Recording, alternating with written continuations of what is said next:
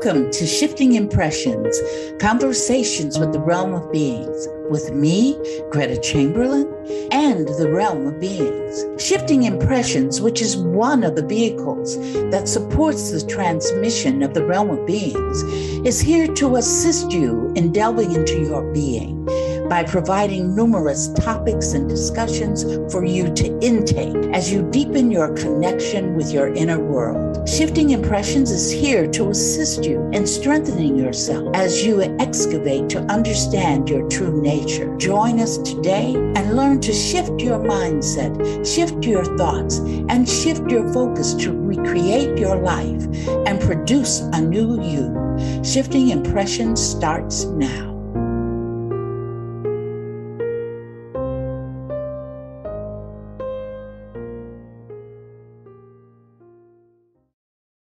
All I knew is that I couldn't think of anything more exciting than discovering the unknown and bringing that awareness to others. Good morning, listeners, and welcome to Shifting Impressions. As previously promised, this show will follow a slightly different format than usual. I'm Carol, and I'm here with my co-hosts Greta and Kathleen. Joining us is our special guest star, Alan Steinfeld, from whom that opening quote was from his book, Making Contact, Preparing for the New Realities of Extraterrestrial Existence. While we have many questions for you, Alan, I'm going to ask you to describe the meaning of that line in your book. Can you say the line again? Can you say it one more time? Sure. All I knew was that I couldn't think of anything more exciting than discovering the unknown and bringing that awareness to others. Okay. So what that means to me is that we come into this world to add to creation as creators. And I wasn't interested in just taking a job for someone and, doing what someone told me. I wanted to find out for myself what this world is about, why we're here, and what we're here to do, which my teacher, I had a spiritual teacher, says, we're here to make known the unknown, which means we're here to add to creation as creators. And that's still the most exciting thing for me, add to creation. When I bought your book in California and I started reading your chapter, I'll never forget you sitting there saying, you were talking to Greta, you go, what are you finding so funny? What is it? I said, I'm reading your chapter. And it was like I was reading about myself. I'll be very honest with you. Children of the Damned, could never take it. Lost in Space, afraid, but I watched it. Star Trek, liked it. And when I saw Lieutenant Uhuru, I said, that's who I am. I am like her. I am like a star person. And you're told the way you just floated through your childhood, it was like I was reliving mine. And, we're talking about your abductions, and I know that's where Greta is going to go next. And that's why when I sent the text to you today, I said, you're going to meet your fellow abductees. And that's who I am, and that's who Greta is. So I'm going to turn that over to Greta. But I just wanted you to know that. Appreciate that, Kathleen. Do you know that the first interracial kiss on television was between Captain Kirk and Uhura? That was a moment. And also, yes. Do you going to quit the show? But Martin Luther King said, you can't do that. I didn't know that. Yes, it's in her biography or somewhere. I just saw the power of representation in that for me. And, that's the same thing with making contact where, what this whole conversation is about, and pretty much where your book travels through all those little compendiums, those little essays all the way to the end. And you start off very governmental and you wind up, to me, very much with people's experiences and just really just going out there. Well, that was the intention, to make an arc and bringing people in who didn't know anything about the whole field, to start with the exterior and then go into the interior. That was why. Okay. So thank you, Kathleen. But Alan, I do have a question. I don't have the same experiences that both Kathleen and Greta have, although I've been a student for many, many years. I am still rooted in what I call, and even creation of reality as taught to me by Greta, I feel has been proven by quantum physics. So my question is based on the size of our galaxy, and I'm not talking our universe, because we don't even know how big that is. Just our galaxy alone, there's quadrillions of stars, trillions of planets. Statistically, there has to be at least millions of other intelligent civilizations. Why are we, the measly blue marble of Earth, why are we the ones being visited? Well, we don't know if other planets are not being visited by other beings. I would say there's actually a galactic community. I think we've been in quarantine because of our violent nature, and they're not showing up and making friends because we usually shoot people if they just show up at our doorstep. But we that, Einstein said we have a choice. The question is the universe a friendly place? And I think the universe is a friendly place, and most people you meet are very, very nice.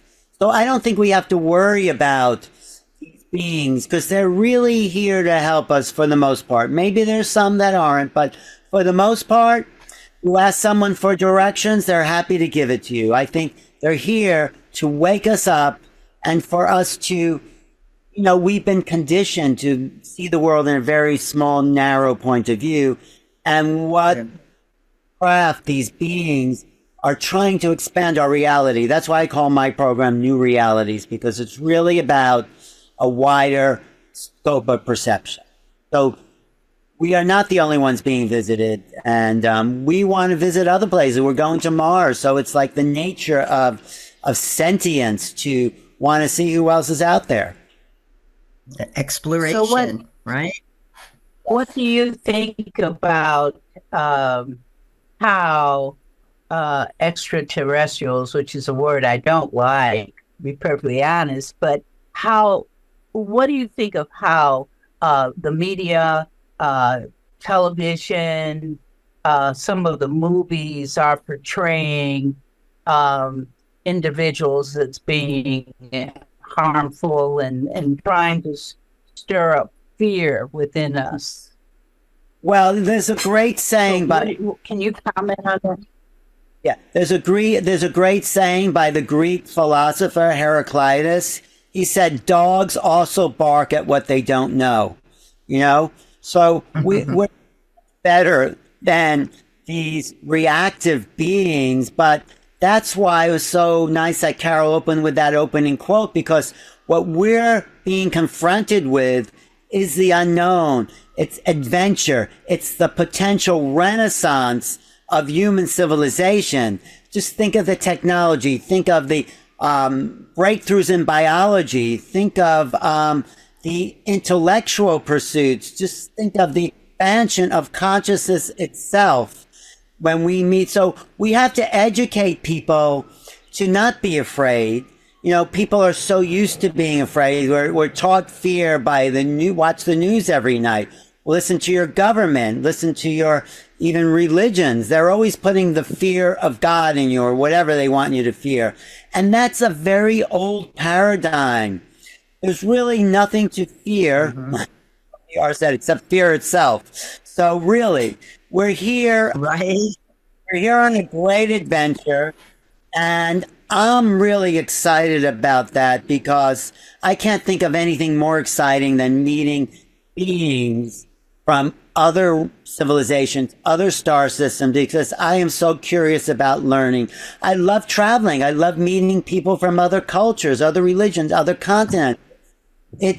I'm learning something new. I'm learning about myself. So these beings have so much to teach us about what it is to just be human and activate our expanded awareness. So I'm excited. Other people can be afraid, but they'll take any excuse to be afraid.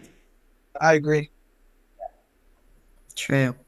So, Alan, can you expound on what is the first part of your book talks about the government and its role in this whole experience.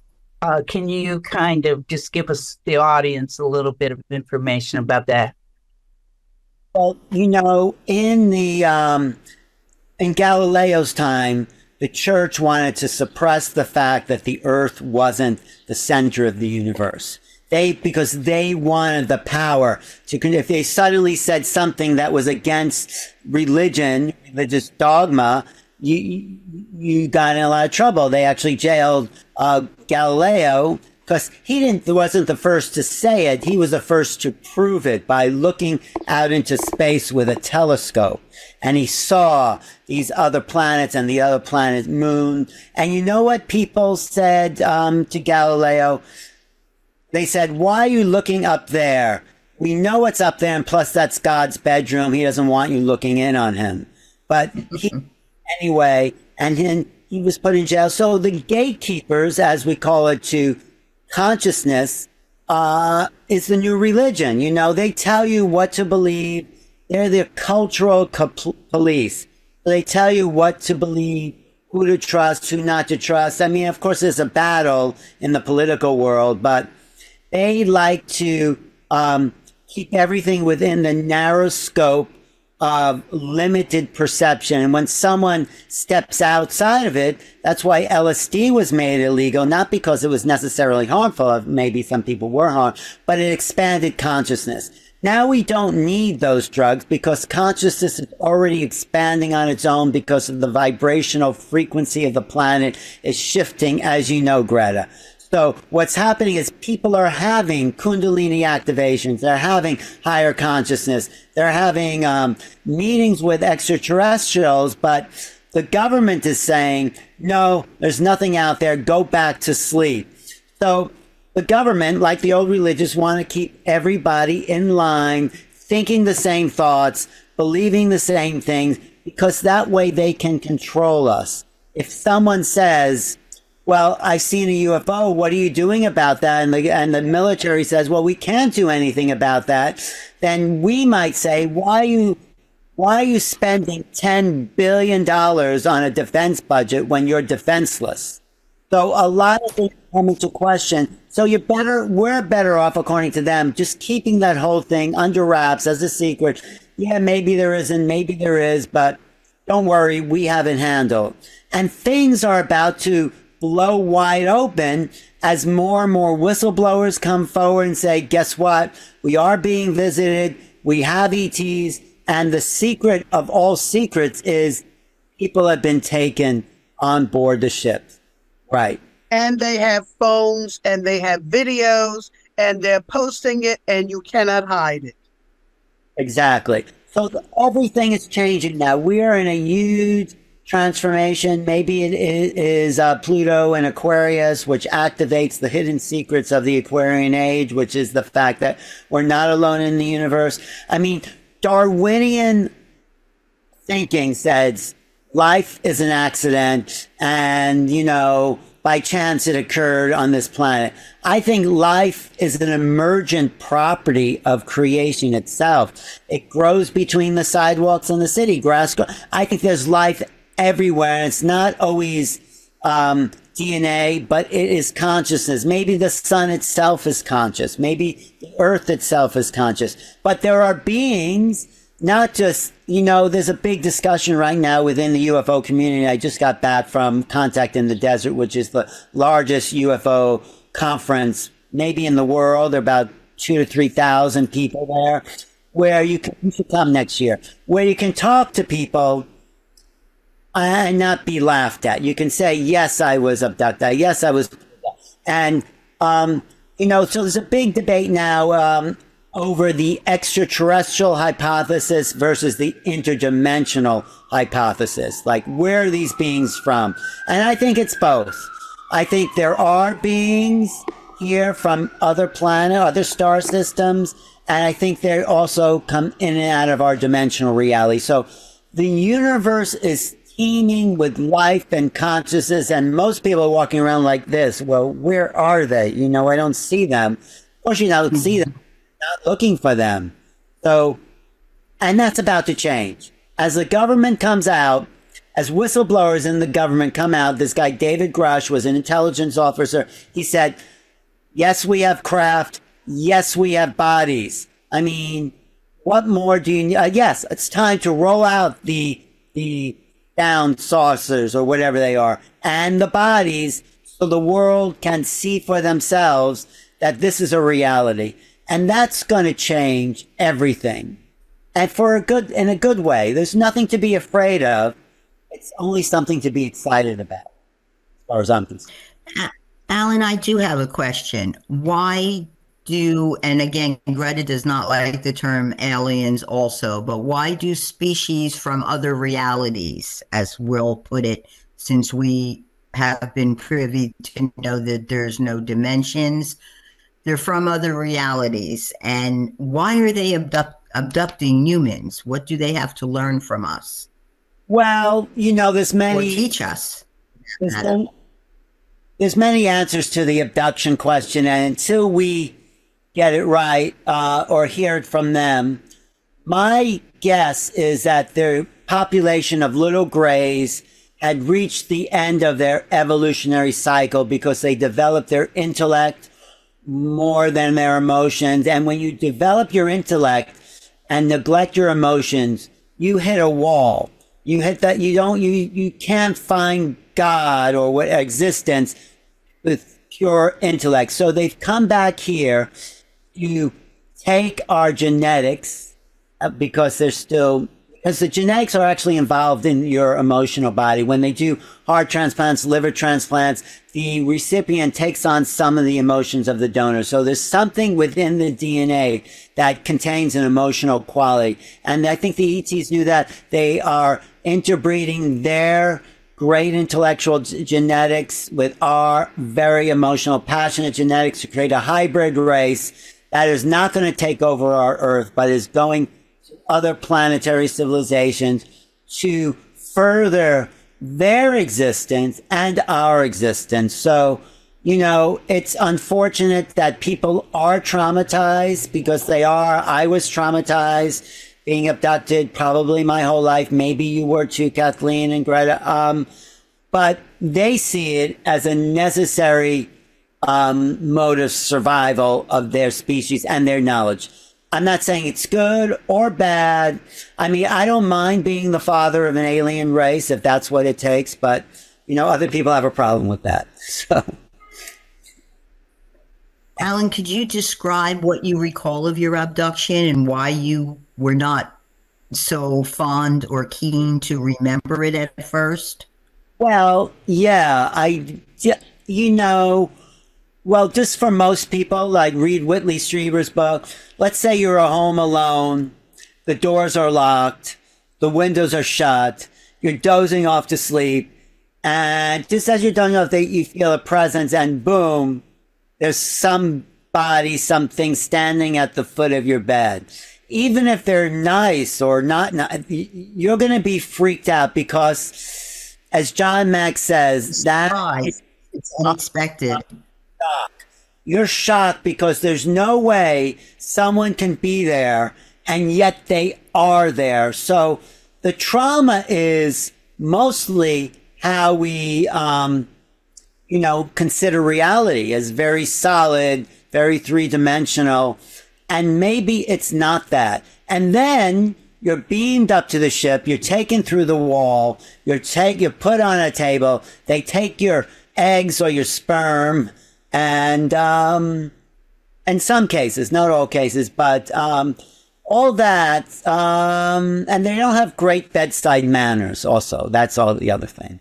Although we do take the sperm, they sometimes give you the illusion that you're having sex with somebody. But other times they just hook a machine up. But for me, that I don't remember that. I heard a lot of stories, so I know that's some of people's stories. My story was that I was just kind of floated out of the back of my van, and I saw these beings, and I still have to go through some more regressions because I don't know why I'm not remembering more of that. Maybe there was more trauma involved, but I did wake up with a mark on the back of my leg, I think the back of my left knee. And maybe that was an etheric implant, I don't know. But there's something going on where they're interfacing with us. And it's a pop. If you look, you should interview Alexis Brooks. She says at least 80 to 90% of the population of this country and maybe other have been in contact or abducted. Most people don't remember it. They might have a strange phobia. Some people are afraid of clowns. I always thought they were a little creepy. My mother, Yeah. I think it follows generations too. I think it started with my grandmother and my mother and me, because every generation they are slightly modifying the genetics. So when they get to us or children, they can easily move their genes, their genetics and our genetics together. So my mother has this phobia of cats. I said, well, what is it about cats? She says the eyes.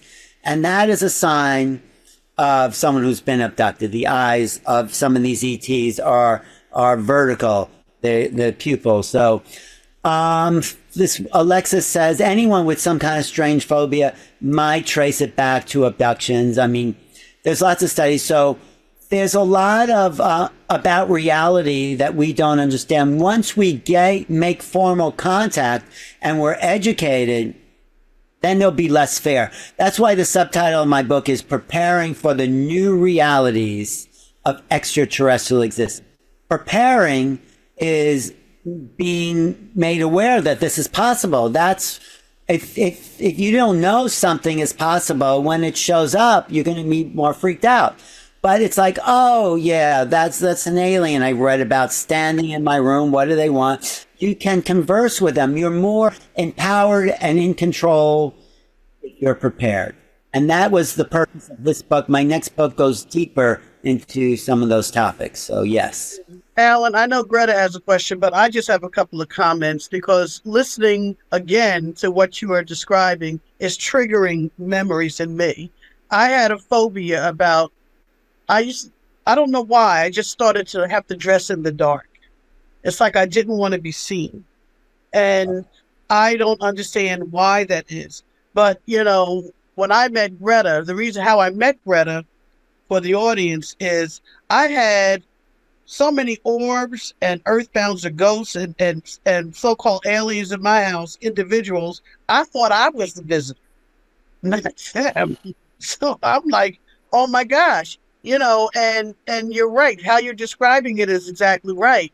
But Greta was explaining to us that there are probably different types of abductions, which is what you were kind of hitting on. But all through high school, and when I started when I was about 12, I felt like I was being carried out, put into a car, and I take off, and the car takes off into space. And then I'm somewhere else, and it's white, and it has a pink sky, and it's so vivid to me, more than one sun. And I don't know what's going on. All I know is sometimes, I just said, okay, I'm ready to go home now. And I don't know if I was ever harmed or anything like that. But then it stopped, and then it picked up again when I was an adult. When I was here in this house. I've been here 35 years. And all I know is the only time you meet Greta is if you have a physical challenge or a visitor challenge. And I had both. And so... And an emotional challenge. Yeah, that's what one here was it. Right, because the mark on the back of my knee, I'm now getting a lot of pain there, all the ways up my thigh, and I think it's an activation of the etheric implant. Greta, could you tune into that and see what's going on? Where do you say it's at? I've had the scar at the back of the crease of the knee, but now it's going up my thigh like a sciatica pain. Is that related to the implant? When I look at it, if I turn, it's on your right leg? Left leg. Left leg. It's on your left leg. So it looks like 4 little dots. Yes, it was in a square. Yes, exactly. Right. Yes. It looks like 4 dots with a square. And there's something, it's like an electric thing that's going up there. but it travels. It doesn't occur all the time. It comes sometimes and then it goes away, but it does something. I almost feel that it's trying to, it goes past, and then it's using, I feel it's using your spinal cord to travel, and it travels, it goes to your central nervous system. Can I get, go ahead. Is it helping me or not, or pulling my energy? I would like to get rid, can you disconnect it somehow? Or is it a good, I wouldn't say. Yes. Yes. I have to ask permission first. May I facilitate for Alan? Yes. To the higher consciousness of Alan, may I facilitate for him? Yes. We want the removal of this, but when did that happen? What year was that? 1987. That was 19, and that is 37 years ago. All right. So I'm going to have to merge with you, Alan, because that mechanism is in you and in zillions of reality. So it's just not here. So that means if I merge with you, may I merge with Alan? Yes. To the higher consciousness of Alan, may I merge with him? Yes. Let nothing of low vibration go from me to Alan, nor from Alan to me. And now we're going to have to set the energy level for merges, and that's at 999 zillion electromagnetic units to the 26 millionth power. Okay. I want to see all of the realities and reverberated realities in which Alan exists with that that implant. It's an implant. It is.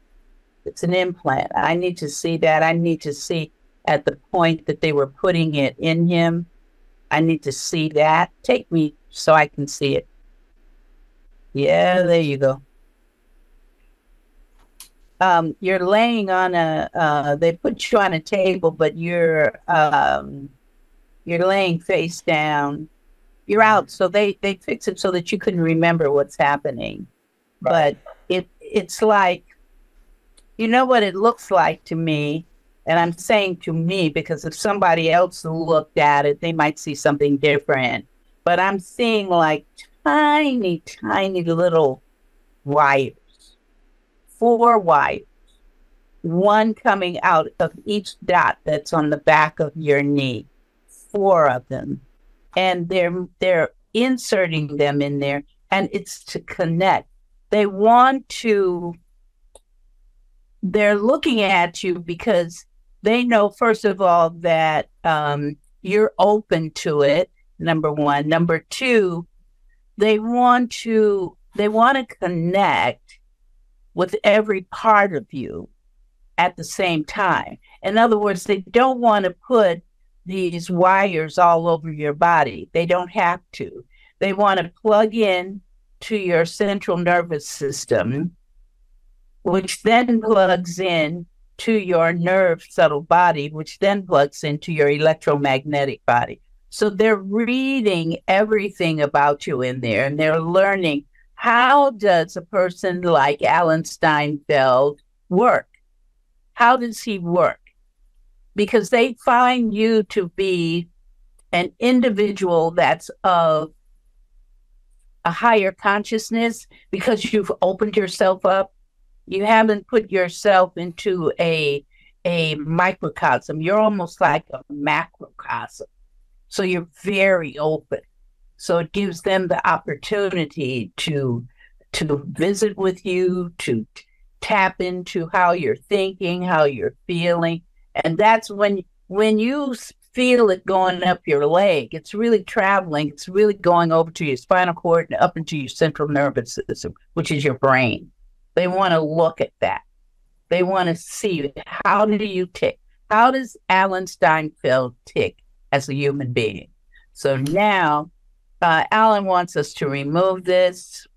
But I don't want to disconnect from the, from the, being a translator of the ET phenomena, I think I'll retain that. I mean, I want to disconnect the electrical charges, yes, but Then does it hurt? Is it hurting you?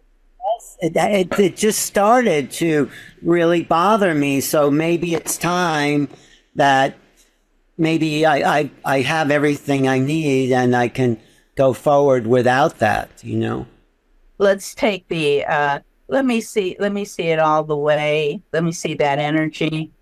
I want to put that energy, let's calm it down. Let's put ice blue in the inside of that network. It's going inside. Yes.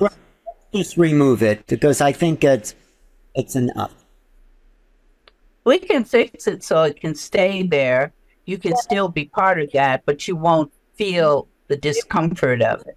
I don't think we need it physically anymore. I think it can. All right. And yeah.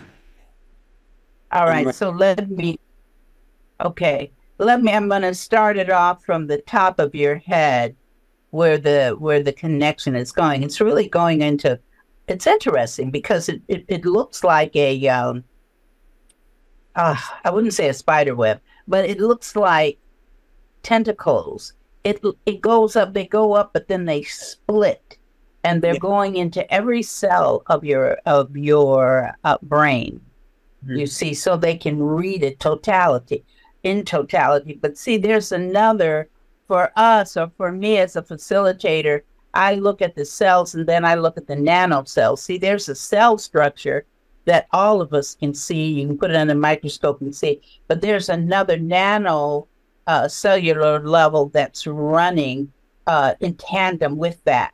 So what we're going to do is I've got to not only pull, and they know about that. So I've got to pull it. I'm going to pull it out of all the cells. We're pulling it out. We're pulling out of the nanocells. We're bringing it down all the way back to its point of origin, which is the back of your knee. And then we're going to we're pulling it all out. It's like a string. Pulling it out, pulling it out, pulling it out. Put it inside a black electromagnetic box for us. Have the dark angels and dark dragons. They're dark because they're gray angels. They're not black angels. They're gray. And I love dragons, so the energy takes on a dragon structure, and it goes in. It's going to pull all of that out for you. They're making sure, because there's residual energy. If I pull it out, there's still some energy left there, so they can track you. So we're going to remove all of that. And this facilitation, the merge was done, but this is being done at 999 zillion electromagnetic units to the 50 million power. So we're doing a lot of energy with you, but not as it's pretty strong. I think it'll make it. Okay, and then let's pull that out. And I want to cut it. Okay, put that in the black electromagnetic box. Now go in and let's pull each one of those. They're like little needles. We're pulling them out. Put them in the black box, pulling them out. Put them in the back box, put 3-prong chronic golden energy inside, all the way, track it all the way through, going up through the spinal cord and spinal fluid, up to all parts. So we're sending that through that. So it's a healing of that particular implant that they put inside of it. Okay, so now I have the angels, our wonderful dark angels. They're gray. Take that away, and they're going to deal with that energy themselves. They're going to translate it. They'll deal with it. And the dragons that I work with, whom I love dearly. And we put 3-prong chronic gold energy in there. That 3-prong chronic gold is, when I first started doing this work, I used to work prana. And most people who are familiar with that know that prana is the sun that services our planet. I used to work specifically with its energy, but then I was given 2 other suns that are deeper inside of this universe that people as humans are not aware of. So those two suns give me that energy. So I'm using the energy, the pranic energy of three suns. And that's going inside those holes and it's doing healing. It's a strong healing. So we're healing you going all the way up and we remove the residual energy so it cannot be tracked. They're just going to know that it's been shut down. Well, it's been shut down for that physical purpose. I think I don't need it anymore because there's a integration, a merger, but the physical, scaffolding can be removed because it's now I'm increasing my own vibrational field. Right. And right. It was kind of old. You've had it for a while. 37 years. So we pulled it out. You've kept it for a while. You've had it. You said what? Didn't you say 37 years? You've had that. What did you tell us? When did you get that? What year did you get abducted and that was implanted? That was July of 1987, 37 years ago. Right. So you've had it for a while. Yeah. You've had it for a while in terms of humanoid time. Right. As far as having it with them, they don't function with time as that. The species that put it in you. Now I know you're going to ask me what species was it. I have not the foggiest idea. I just saw them. I saw them lay you on the table. I saw them input it into in the back, and then they fixed it so it was going to travel. At any point in time when they wanted to turn it on, they could turn it on. It would travel up to your brain and read everything. They used you like a, a microchip would be. Right. You're like a microchip to them so they can read it. And then when they no longer need it, it will go back and will just sit there until they needed it again. So now they are recognizing it's gone. Okay, even before that, maybe Kathleen can relate to this too. I would have dreams where I sort of felt paralyzed or can't move, and they were pulling me out of the back of my neck. It was like a really... Has that ever happened to you? It's like, was I kind of... it's like, it's a weird feeling that they're trying to... Maybe it's not related to those ETs, but something like sleep paralysis or something where... And then you're not quite in your body, but you're not out, and then... But it was also a heavy vibration. I don't recall, but I do know that when your astral body leaves, your physical body cannot. When we go remote, like Greta went remote, we send an aspect of ourselves, and that's why we're able to move and within those different realities.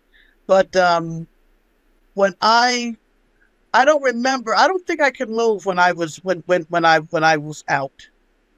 I don't think I could, but I don't know. I know I had an implant, and I know that Greta removed that. It was the back of my neck. I know that was removed. I think I had one too. But Greta, thank you for that. It does starting to feel better. It really is healing. Good. I'm glad. Now I've got to come out of you because I'm in everywhere where you are with that experience. So pull me out. Otherwise, you'll take me home with you, Alan. Pull me out, put me back into, I know, Kathy, put me back into one, Greta. And then there's so many realities that were opened up for me to be able to see that. So I'm requesting that all realities be collapsed back into one reality. There you go. And then, but we got to shut it down, let the realm of beings do the shutdown. The major energy that we used was three-pronged chronic gold. That is going to be used at the extraterrestrial matrix. It's going to be used at the oscillating cube at the end. And then we're using all shapes that are in existence. That means beyond this universe. All shapes are coming to assist in this facilitation for Alan today. Then the realm of beings is taking it into eternity. And then we take it into infinity. We take it into eternity because humanoids think of eternity, but they see there's a certain amount of limitation. Whereas if we take it into infinity, it's just gone it's gone straight into the pores. So let it be so, and so it is. Now we're finished, and I'm out. Wow. I can Well, I hate to interrupt, but Greta, thank we you. need to take our little break. I just wanted to quickly tell the listeners that this was a first on Shifting Impressions to witness a live facilitation by Greta. Now you know exactly what she does for all of us and can do for you too. So listeners, please stick around to enjoy the rest of this conversation. We'll be right back.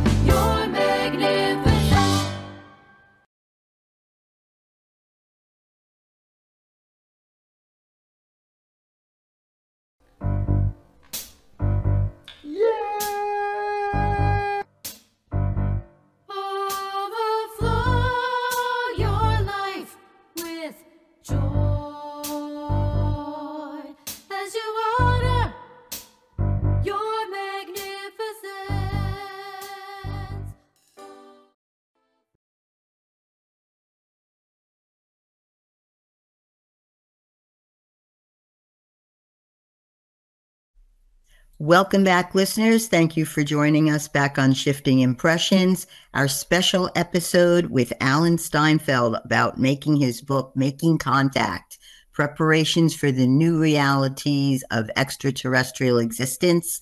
And we've all been doing a lot of talking. I think out of everyone, Greta needs to ask the next question. So Greta, I'm throwing the ball to you. And guess what? I'm going to throw the ball to Kathleen, because Kathy, you have a list of questions that we prepared. Can you give him one of those?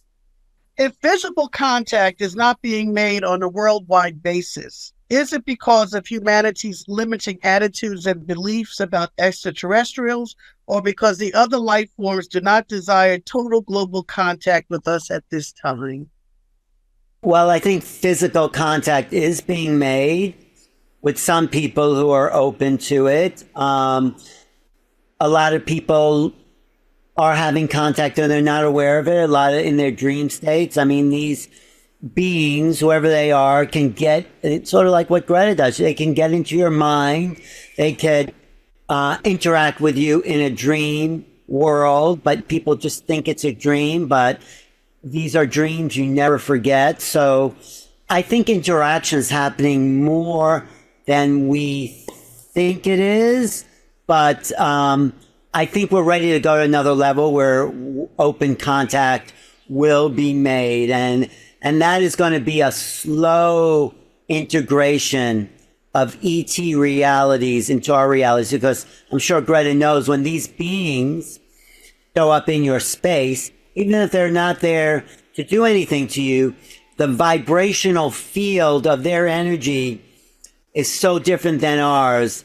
It's a distortion to our conscious field. It's like trying to get, I say it's like trying to get Wi-Fi on an AM radio. We don't have the bandwidth.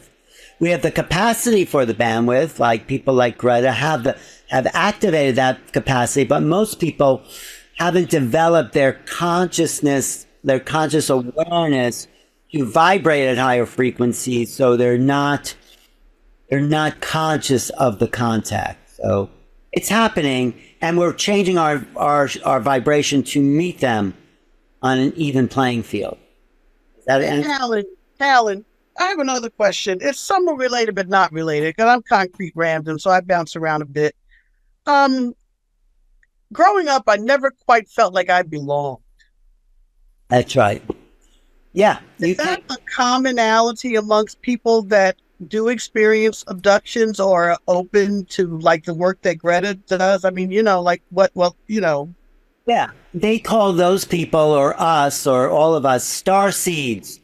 Your base consciousness is not of the earth. It has come here at this time to help facilitate change. So yeah, I never felt like I belonged in my family either, and very nice people, very normal though, so, I always felt like an outsider because our most recent memories are of other lifetimes where the consciousness vibration was at a different frequency. So we're star seeds here, and we find each other to help facilitate a greater frequency of awareness at this time that is shifting. This is probably the greatest shift human civilization has ever encountered. This moment in time. That's why it's so exciting.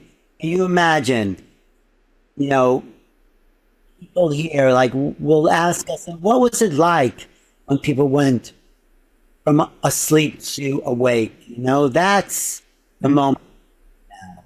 It's really a beautiful moment. I had an experience. I want to share that with you, Alan, and see what you think about it. I was given a task. Sometimes I'm given different tasks to do. One of the tasks that I was given was that I was to move all the hybrid children that were here on this earth at that particular time to another planet. They showed me where the planet was. I put the children there. The one challenge I had was that there was no way I was going to be a mother to millions and millions of hybrid children.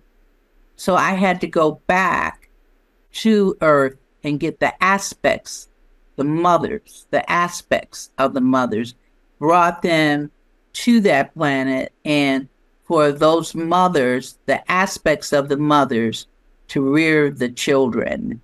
So do you have any take on that, or why that might have been done? That totally fits in with what Bashar says, that, Bashar? Absolutely. He has a Sani race. Well, he is an maybe 7 or 8 generations from the hybrids that were moved from Earth to the planet Sasani.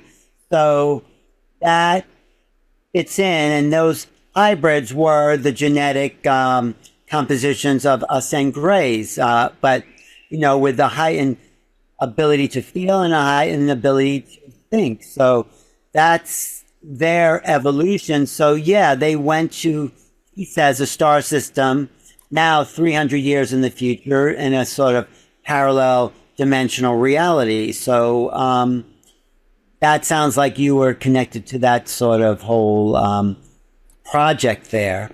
And that's this was the time that it was seeded. So, yeah, makes sense to me. I mean, why not? Brother, did they take the fathers, the aspect of the fathers, or just the mothers? Well, they took I remember seeing one of my hybrids, you know. So I was woken up in the middle of the night and this little being was put into my hands.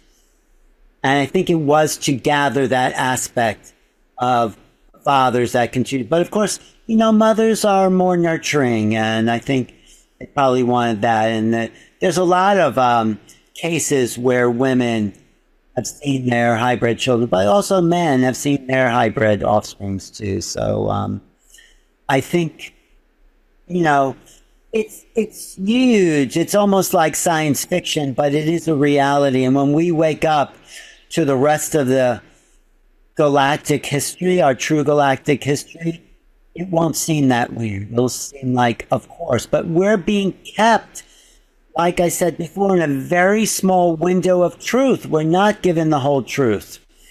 Linda Moulton Howe, in my book, she writes a chapter, she says, we're an abused race because we've been kept from the truth. So my answer, yes, that does sound familiar, Greta. It does sound familiar, Hal. Yeah, but you know what came to me? When you watch Star Trek, Spock was, I hate the word hybrid. I shouldn't say hate. I don't prefer the word hybrid, but for simplification, he was the first kind of like mixed humanoid and Vulcan, you know, so it's interesting how like sci-fi, the things we watch always seem to like, you know, like the wristwatches, you know, Dick Tracy calling jujitsu, and now you can talk into your watch. I mean, it's like everything. Am I right, Carol? It's like everything that we seem to. Yes, absolutely. And I'm still waiting for my flying car, though. Well, hey, but you know what? I'm Judy Jetson. It comes from the future. Those visions come from people have remote view the future. I teach remote viewing. People get images of the future. So, you know, it comes from there. Wow. Greta, did you have another question? No, not right now, but I think we did the paper. I didn't have the paper in front of me. Kathy, read another question there, please. Sure. Let me see. Oh, I don't know if this is repetitive. Do you think that the majority of humanity on this planet is ready to accept extraterrestrials without judgment or fear and can move past the differences of their physical appearances? Why or why not? Well, I think it's time, whether they're ready or not, here they come. So, in for a rude awakening for those people who aren't prepared. But I'd say in the next 20 years, that's going to be a reality. And if people want to freak out because there's beings that look different, that we can't even get along with other humans, but we have to. You know, it's interesting, though, one of the first abducted people were Betty and Barney Hill, an interracial couple. I mean, they were telling us something that we have to get along with each other. And that's, you know, imagine something that doesn't even look like us, you know, but the sentience, the consciousness is really the key thing here. So if we can tune in and connect on a consciousness level, all of us have been preparation. Like the implants that are me and you, Kathleen, that was all to prepare the soil for the contact that's being made.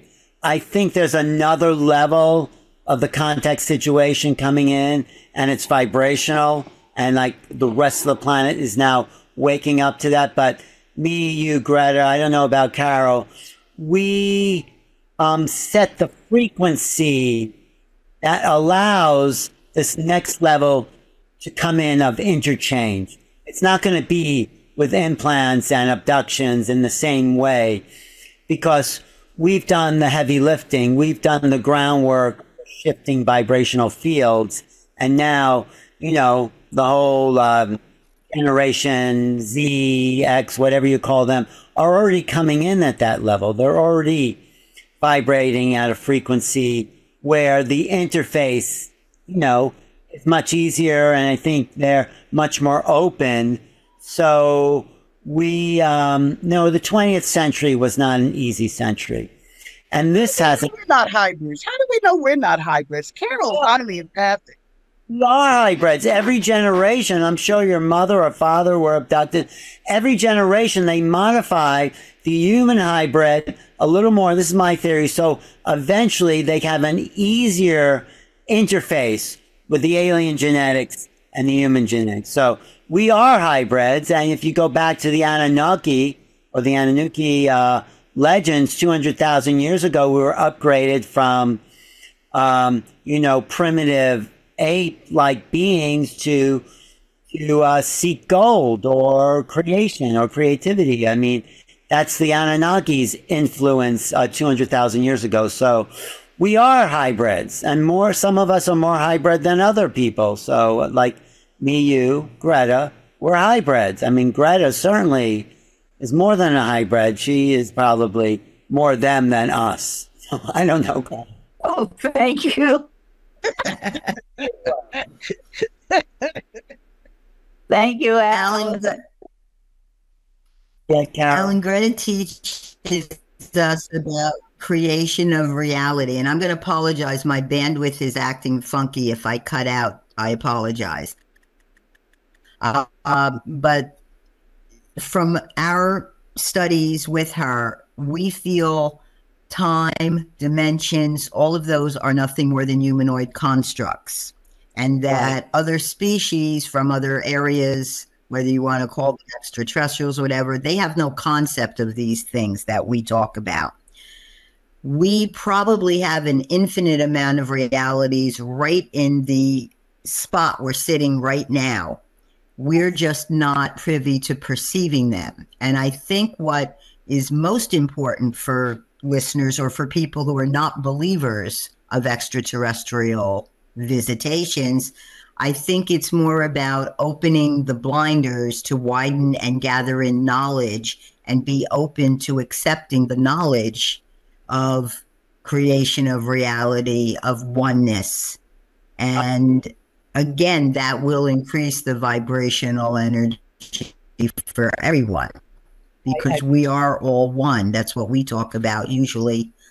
Back to Kathleen's question. Go ahead, Alan.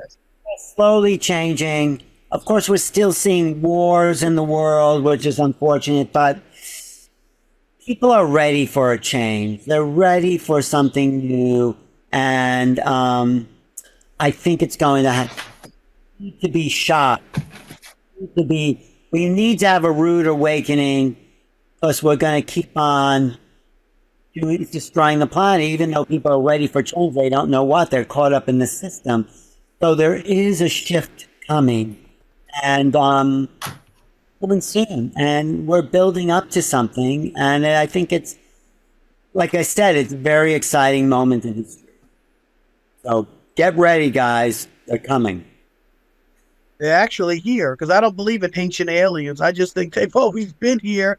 But, last week the realm said that, we keep looking up. We need to look inside the earth, too. I mean, there are all kinds of individuals that share this same space. We just, like you keep saying, we have that tunnel vision, like those forces. We only see what's here. We don't, people that see things, like Greta's taught us, it's like this.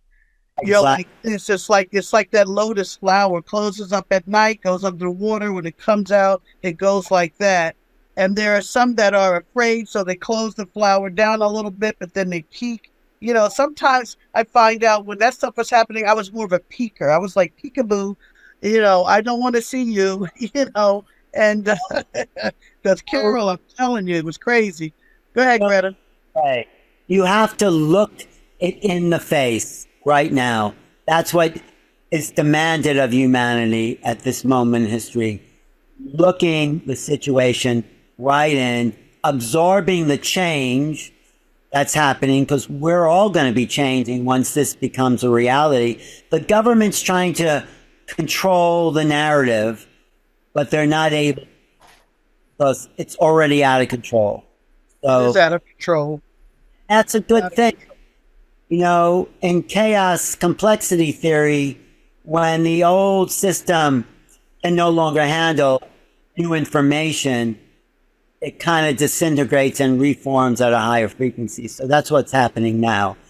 Complexity theory. And they have to, people just have to accept the truth. And, you know, the truth to some people, I mean, you can, look, you could stand there till the blue cows come home and they're still never going to see it. I mean, you know, even if it jumps up and beats them in the face, they don't want to see the truth.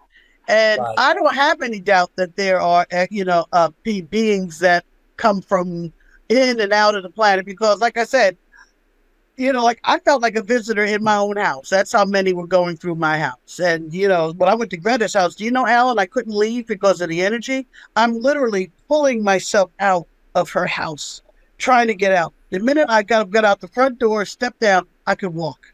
It was the strangest thing. We would like to thank everyone for joining us, especially Transformation Network for hosting us. Alan, thank you so much for being our guest. You will also be a guest, I'd like to tell the listeners, next week. So please tune in for part 2, Shifting Impressions, until we create each other again. Well, my impression was shifted. Thank you, Carol, Kathleen, and Greta.